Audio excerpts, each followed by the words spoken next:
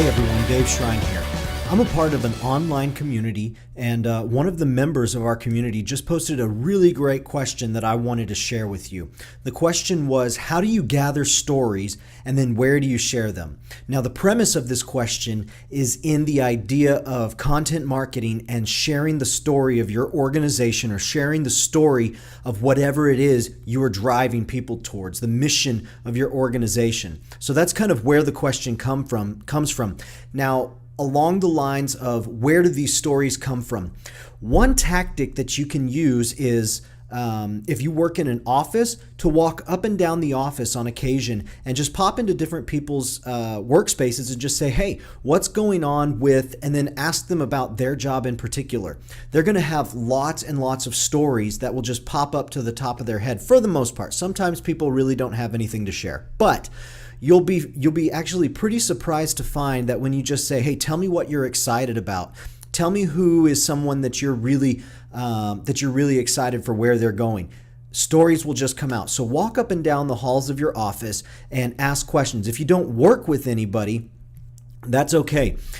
You've got a phone. So pick up the phone and call some people who are connected to your organization and just say, hey, would you just tell me a little bit about, and then ask whatever the question is. So if you're getting ready to do an event or promotion, ask about something connected to that promotion. So let's say that your company is getting ready to do a promotion for a new product.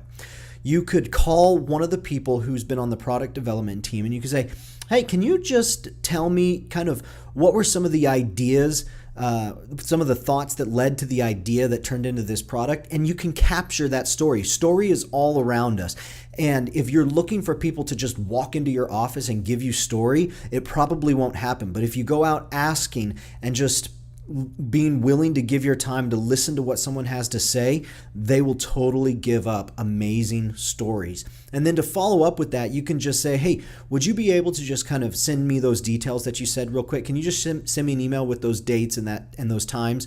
But then get back to your office, write it down, capture the story so that you don't forget it. Now, where to share those stories? There's a lot of different places that you can share the story.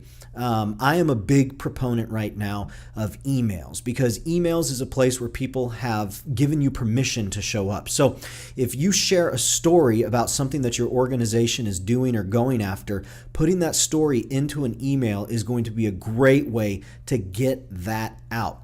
Now, one thing that I like to do in between the stories is if there is a call to action, and there should always be a call to action if you are trying to get people to act as a result of a story. So if you're telling a story about an experience or a transformation and you're wanting other people to come into that experience or that transformation, you need to have a call to action.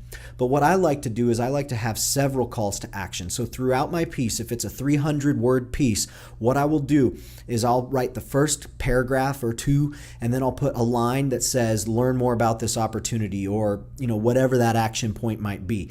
Then I'll write 2 or 3 more paragraphs, and then I'll put another line. And at the very bottom, there'll be a big giant button or a big giant call to action that will give them one last opportunity to respond and react to the content. So one thing that I do want to say is that as you share the story, so whether it is on social media or in email or on your app, wherever you might choose to share it, what you want to do is you want to respect the format. So don't just paste the same thing on Twitter that you would post on Facebook, and don't just paste the same thing on the website in the email. You want to cater that story for that particular medium, because if somebody wanted to hear from you on Facebook, they would have signed up to receive all of your updates on Facebook. But the fact is they signed up for your newsletter. So you got to respect that format, serve it up to them in a way that respects the email. But those are just a couple ideas on how you can find story and how you can share story. If you have any ideas of your own, please feel free to use the comment section or reply back